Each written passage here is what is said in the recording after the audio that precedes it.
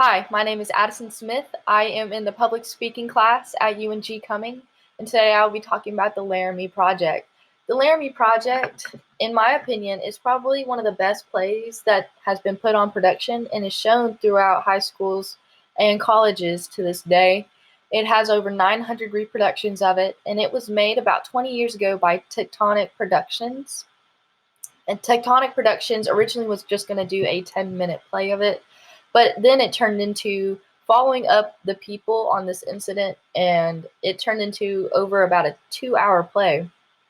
I read this in high school with my drama group when I did drama, and it has stuck with me. So I love to talk about everything that has happened with Laramie when the conversation arises.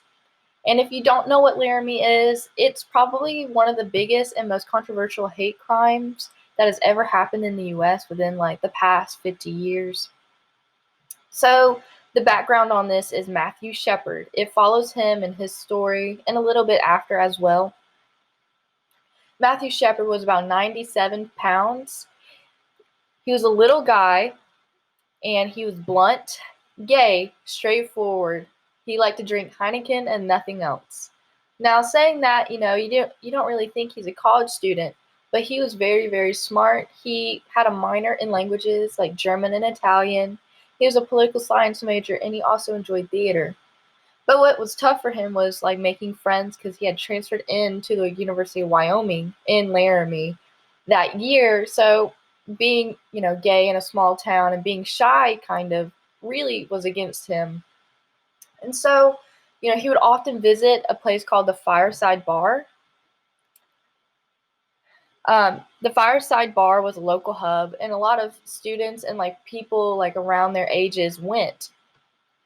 Now, a lot of people were about my age, like 21, 22, 20, around that.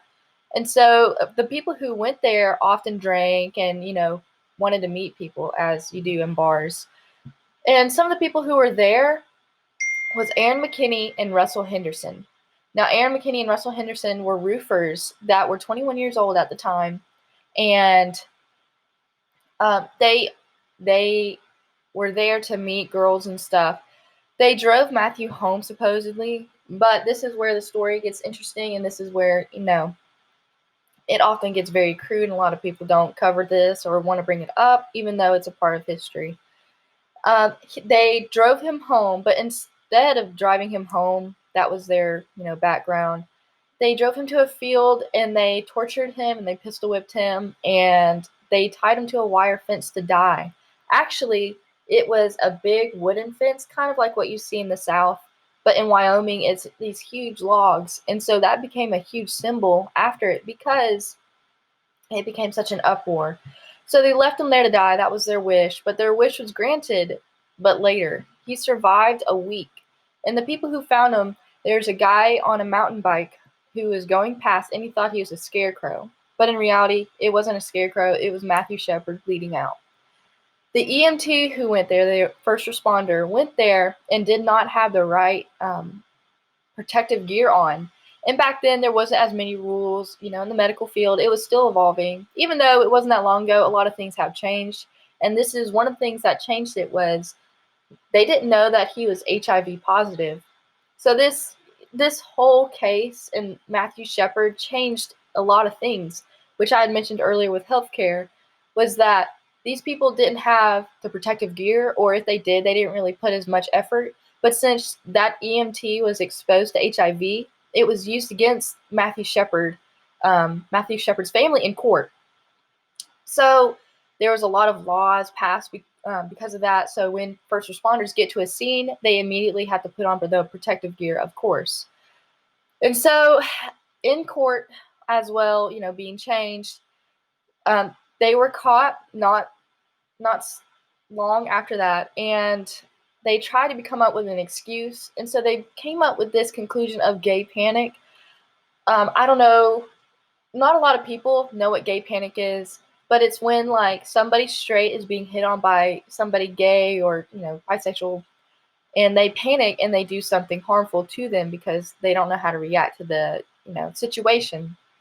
And so they did that, And of course, that didn't work in court. It was a long, drawn out battle, and millions of people watched it at this point because it was such a gruesome crime committed by people like my age that they were very shocked and they wanted to listen. Now, this was also listened to worldwide because since this was such a gruesome crime in a first world country, all these first world countries looked to these third world countries and was like, oh, well, y'all do this on a daily basis? Like, we need to, look at this too.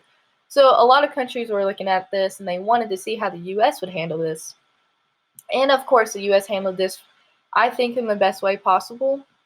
The U.S. convicted these two guys, but before they can convict them, one of the men, Andrew McKinney, renounced his plea of the gay panic and said that he was guilty. And henceforth, he's actually been a big advocate of LGBT communities and stuff like that and wanting more rights and protection for healthcare as well.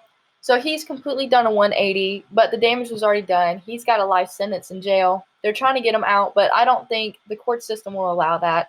It was such a hateful crime. And so the other guy, on the other hand, still is like very homophobic. Russell Henderson is very homophobic, does not renounce like his killing of this innocent guy, of a guy my age who had a lot to go for him. And so he didn't die in vain. Matthew Shepard did not die in vain. His legacy was to shine a light on issues that needed to be talked about at that time. And they still, bring a lot of thought and conversations to the table to this day in 2020.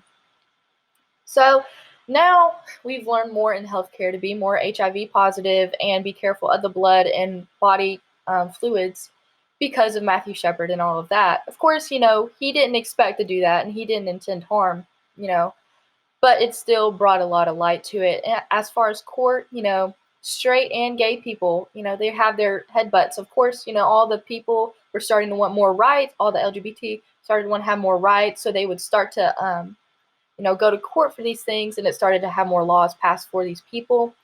And then as far as the other end of the spectrum, the gay homophobe or the homophobic straight people, they would use gay panic as their defense. And so it was a really clashing thing that it showed light on.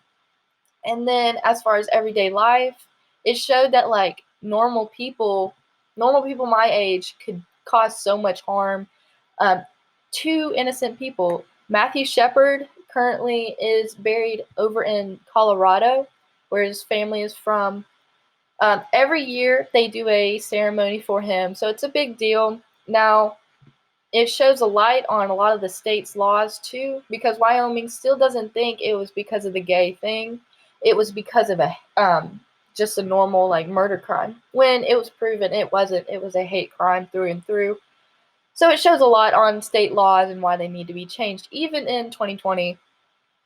So I believe that we should try and have more focus on cases like this because it is so complicated and overlaps a lot of parts of our lives that we need to pay attention to.